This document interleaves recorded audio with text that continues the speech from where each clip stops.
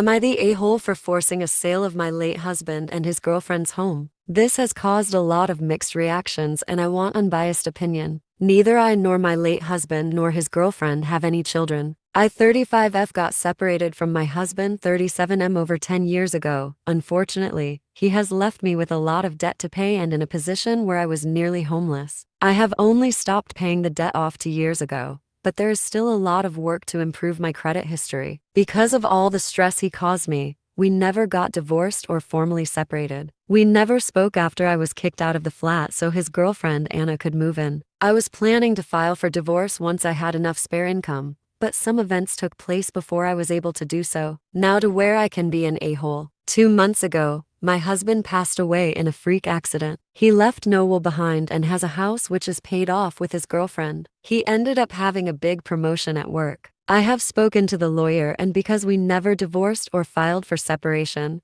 I am entitled to half of the house as his next of kin. Last week I informed Anna through a letter that I wanted the house sold. She can either buy my half or I will have to force a sale. It is up to her. I do not want to live in the house, but the money from the sale could help to sort out the damage done by the loans I had to pay for my ex as well as a deposit for my place, so I don't have to live in absolute dump due to poor credit. It will also help me work on my qualifications to get a better job and retirement. However, Anna and my ex's family have called me a massive a-hole, saying I have no right to the house legally I do and that I am being cruel and vindictive. I have reminded them that it is not my fault their son hasn't divorced me or had a will, and said I don't see how it is unfair as I had to pay for his debts while he lived a comfy life. So am I the a-hole? Here are the top comments, plus OP's reply.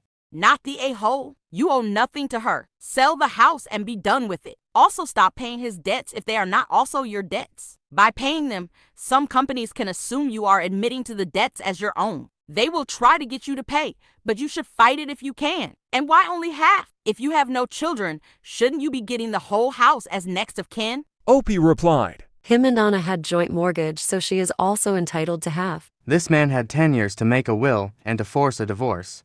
He chose not to, because it benefited him in some way. Well, now it benefits you. I hope the sale helps you. In a lot of places, if they divorced, he'd have to take on half that debt. With no divorce, she had to pay it off to access credit and rebuild her life. Once she finished paying it off, she could start saving up. If he put his money into the apartment and into his girlfriend's accounts, waited a few years, then got divorced, he could have pressed for half of her savings, then negotiated leaving them alone in exchange for her relinquishing her 25% claim in the apartment. Someone who lies that well, who defrauds and frames other people like this, is fully capable of doing something like that. His sudden, unexpected death just wasn't part of the plan.